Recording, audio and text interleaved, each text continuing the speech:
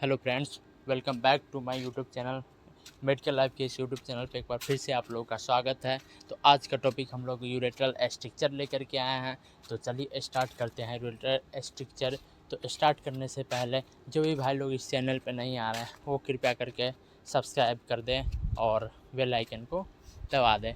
तो चलिए स्टार्ट करते हैं। यूरेट्रल स्ट्रक्चर क्या होती है? तो ureteral structure is characterised by narrowing of the ureteral ligament causing functional obstruction. मतलब कहने का मतलब यूरेट्रल स्ट्रक्चर एक ऐसा कंडीशन हो जाता है जिसके अंदर में सबसे पहले क्या होता है, नैरो हो जाता है। क्या चीज़ का नैरो होता है? Urethral ligament. जो हमारे यूरेटर के पास जो यूरेट्रल लिगामेंट जो प्रेजेंट रहती है उसके अंदर में नैरोइंग हो जाती है, जो कि कॉज करता है फंक्शनल ऑब्स्ट्रक्शन, जिसकी वजह से यूरेटर की जो फंक्शन होती है उसमें ऑब्स्ट्रक्शन आ जाती है।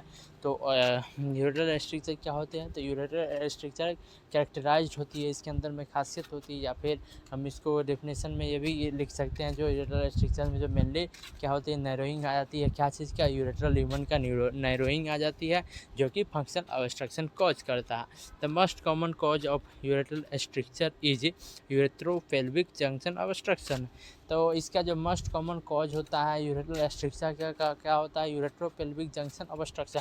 मतलब क्या है, यूरेटर और पेल्विक के बीच में जो एक जंक्शन प्रेजेंट होती है उसके अंदर में ऑब्स्ट्रक्शन आ जाती है। ऑब्स्ट्रक्शन की वजह से क्या चीज़ होती है? नैरोइंग हो जाती है। क्या चीज़ के अंदर में नैरोइंग आ जाती है? यूरेट्रल लिगामेंट के अंदर नैरो हो जाती है। तो मोस्ट कॉमन कॉज क्या है? यूरेथ्रोपेल्विक जंक्शन ऑब्स्ट्रक्शन। इसकी एटियोलॉजी के बारे में जानते हैं। तो एटियोलॉजी में तो सबसे पहले यूपीजेओ, मतलब उसको शॉर्ट्स में बोलते हैं, जिसका फुल नेम आती है ureteropelvic junction obstruction, the main cause हो जाती है। फिर अदरवाइज जो दूसरी कॉज होता है उसके बारे में देखते हैं। तो यूरेथ्रोस्कोपी, यूरेथ्रोस्कोपिंग के दौरान भी ये नैरोइंग हो सकती है, यूरेट्रल स्ट्रक्चर कॉज कर सकता है।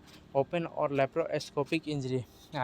लेप्रोस्कोपी एक प्रकार का डायग्नोस्टिक इवेल्युएशन होती है, टेस्ट होती है।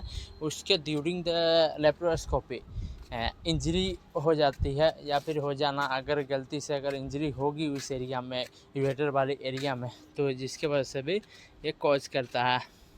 Radiation therapy, urinary diversion and renal transplantation. तो ये सब इसकी एटियोलॉजी होती है, इसकी कॉज होगी, जिसमें फर्स्ट में तो यूरेट्रोपेल्विक जंक्शन ऑब्स्ट्रक्शन बोल सकते हैं। सेकेंड होगी यूरेट्रोस्कोपी होगी, ओपन और लेप्रोस्कोपिक इंजरी होगी, रेडिएशन थेरेपी होगी, यूरिनरी डाइवर्जन होगी and renal transplantation. So these are the cause of the ureteral stricture. तो नेक्स्ट हम बात करते हैं क्लिनिकल फाइंडिंग्स के बारे में। क्लिनिकल फाइंडिंग्स दैट मीन्स के sign and symptoms, clinical manifestation हम इसको कह सकते हैं।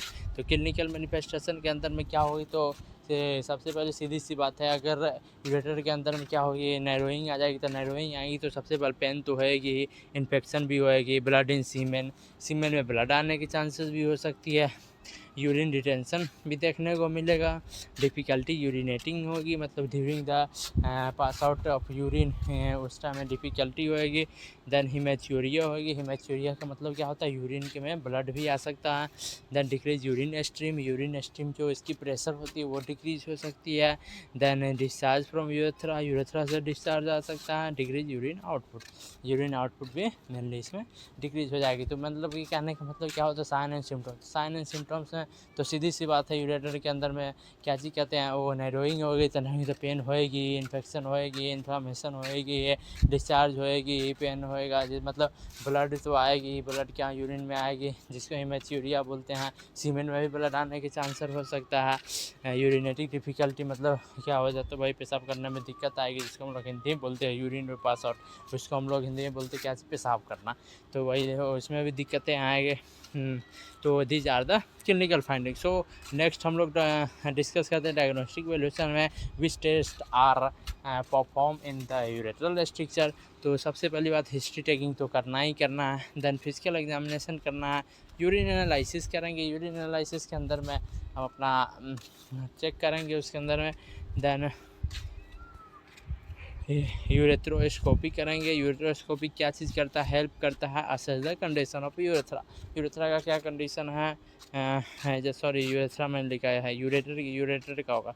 यूरेथ्रोस्कोपी है ना, तो इसमें यूरेटर का जो हो जाता है कंडीशन जो होगी उसको इसमें असेस किया जाएगा। ये यूरेथ्रा आप लोग मत लिखना प्लीज़, इसके जगह पर आप लोग यूरेटर लिख लेना। तो ये डायग्नोस्टिक इवेलुएशन होगी। इसके अंदर में एक डायग्नोस्टिक इवेलुएशन में रेट्रोग्रेड यूरेथ्रोग्राम भी आती है, जिसके अंदर में क्या होती है, help to confirm the length, severity and location of urethral stricture. Urethral stricture का लेंथ, सिवियरिटी एंड लोकेशन जो होती है उसको कंफर्म करने में मतलब क्या हो जाता है, उसकी कितनी लेंथ सही है, कितनी सीवियर कंडीशन हो रखी है, या फिर लोकेशन उसका सही जगह पे है या नहीं। तो ये रेट्रोग्रेड यूरेथ्रोग्राम में चेक कर सकते हैं। देन मैनेजमेंट की बात करते हैं, तो मैनेजमेंट में फर्स्ट ऑफ ऑल क्या फार्माकोलॉजिकल मैनेजमेंट देंगे। फार्माकोलॉजिकल मैनेजमेंट के अंदर में क्या चीज़, एंटीबायोटिक दे सकते हैं। एंटीबायोटिक जो इसके अंदर एमोक्सिलिन, सेफ्ट्रियोक्सोन, सेफिक्सिम, एनाल्जेसिक देंगे पेन के लिए। आईवी फ्लूइड मेंटेन करेंगे, मॉनिटर करेंगे urine output. Then surgical management में कि मैं बात कर लूँ, सर्जिकल मैनेजमेंट के अंदर में फर्स्ट में बैलून डायलेशन करेंगे। बैलून डायलेशन एक तरह की प्रोसीजर होती है, सर्जिकल मैनेजमेंट के अंदर में आता है। इसके अंदर में क्या हो, stricture is dilating using dilator by gradual stressing the tissue.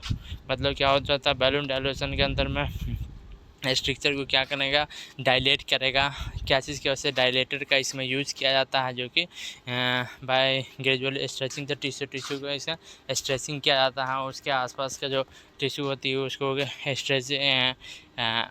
Stretching करके डायलेटर का यूज़ किया जाता है। देन उसके बाद में मैं बात करता हूँ, यूरेथ्रोटोमी परफॉर्म कर सकते हैं। यूरेथ्रोटोमी क्या होता है, the damage stricture is removed using laser और नाइफ थ्रू यूरेथ्रोस्कोपी। यूरेथ्रोटोमी के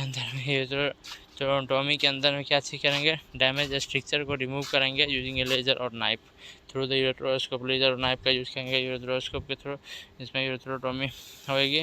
देन एनास्टोमोटिक यूरेथ्रोप्लास्टिक हो, it is done for short urethral stricture के लिए एनास्टोमोटिक यूरेथ्रोप्लास्टिक कर सकते हैं। In case a cut is made between the scrotum and rectum, scrotum and rectum के बीच में कट करा जाता है।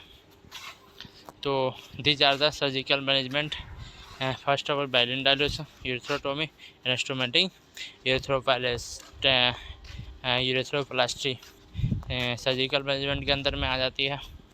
तो चलिए आज की ये टॉपिक ख़त्म हो गई।